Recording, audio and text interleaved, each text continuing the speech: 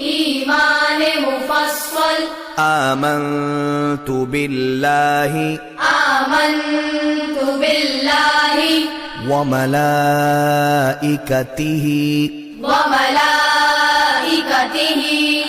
وكتبه ورسله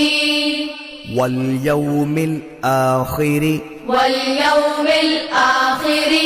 والقدر خيره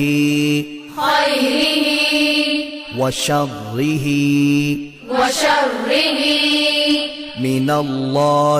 من الله تعالى والبعث بعد الموت